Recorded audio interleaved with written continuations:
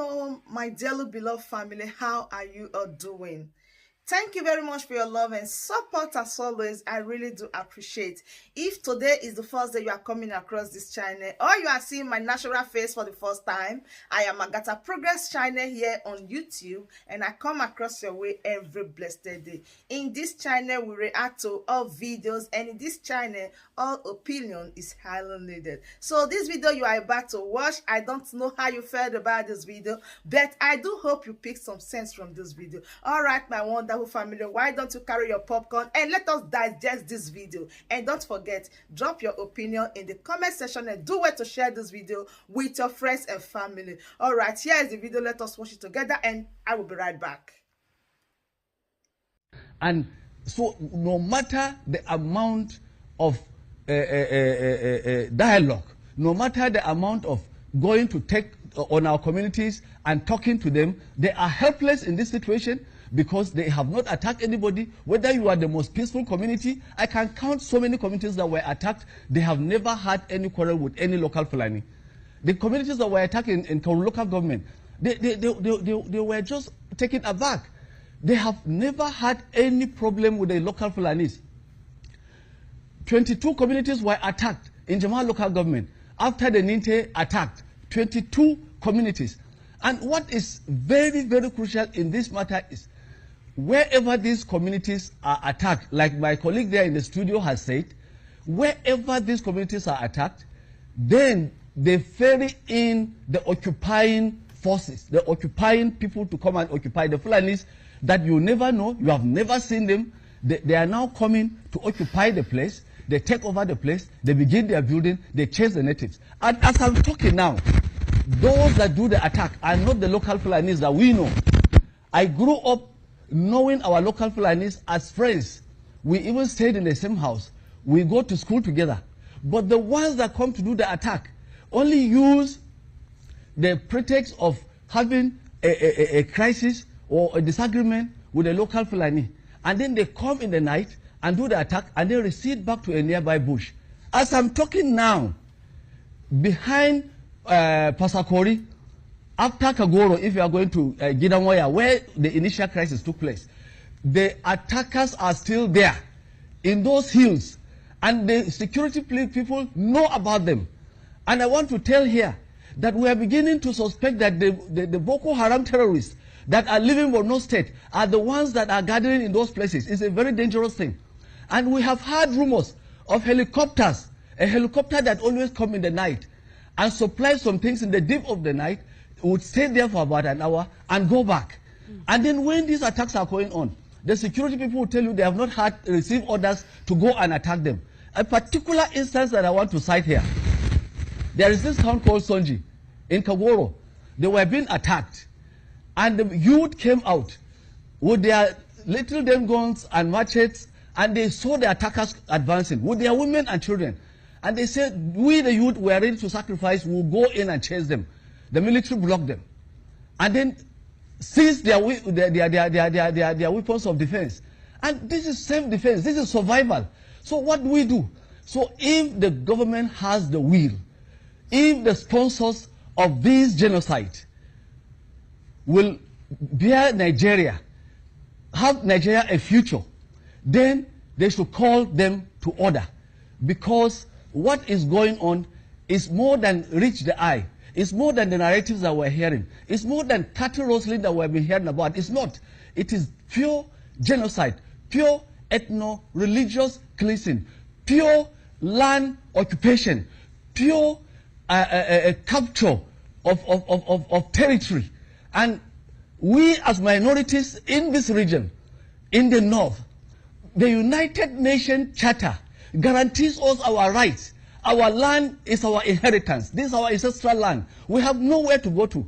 When you talk about the Fulani man, that is his cattle, that is his inheritance, that is his life. He comes from another country. We also, now do we begin to go and kill people in Kano because we are looking for land to farm? Even the grazing reserve that they are talking about today, we have been opposing it because we know it is a subtle attempt by government to take over land through legislature and give it to those same people and then now make us second-class citizens, or completely assimilate us, or completely wipe out our way of life. Because when these grazing reserves are established, tomorrow you will find out that these places that have been taken over by government legislature, by government law, and given to some people that are doing purely their business, they will set up a community, and then they will start their schools. They will not just do grazing there.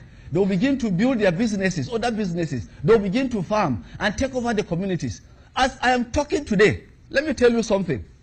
There is a grazing reserve that was established in the early 90s in our local government, my local government, Zangon Kataf. It's called Laduga. It was established basically for a grazing reserve. And what's a grazing reserve? It's to graze your cattle. But as I'm talking today, that Laduga, which had an initial landmark of 30,000 hectares, has been increased without anybody knowing to 70,000 hectares. And that land is taken over from the farmers without any compensation. And as today, as I'm talking, they are building mega structures in that place. It's no longer a grazing reserve. Big hospitals, big schools, road networks, better than what we find in the natives. And that is oppression. That is marginalization. That is subjugation. Let me tell you another thing. Southern Kaduna Senatorial District, out of the 3 senatorial districts that we have, many people may not know this. Out of the over 50 plus federal institutions that are in Kaduna State, none is in Southern Kaduna. The only institutions that we had were the ones that were established by the missionaries, the schools that gave us education. I went to LAA Primary School. That is why I can talk to you today. That is why I can talk to Nigerians. But today, back home, my younger ones don't have a school to go to because those schools were taken over and from the missionaries and bastardized and thrown away, and today we are not given anything. Even the federal universities that were established by Goodluck Jonathan, the former president, the 12 federal universities. We have ABU in the northern part, we have the college, Federal Polytechnic in the northern part, we have the Federal College of Education in the northern part, College of Agri in the northern part, School of Aviation in the northern part, School of Laser Technology in the northern, and all those institutions.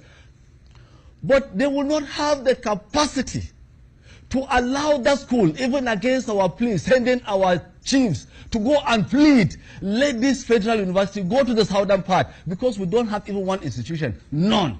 And the people have just been struggling with their famine, and yet sleep is not allowed. The only thing that we are left with is this land, and this land is being taken away from us again. And people are given these narratives and are associating with these narratives that it is clash. Let me tell you, the demonstration, the so-called demonstration they talk about, that took place before the Christmas time, that demonstration was not violent.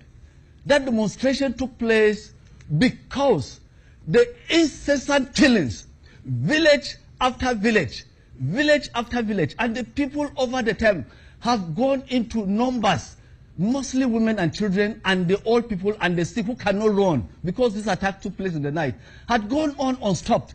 And the women were tired of losing their children, losing their husbands. The men were tired of losing their families.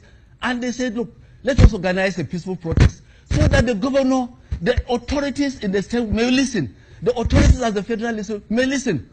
After all, this is a constitutional provision. Under the fundamental objectives and directive principles of state policy, the basic essence of government, a democratic government, a constitutional government that we have, is the security and well-being of our people. Hold the thought for us. But I feel so disheartened, so frustrated.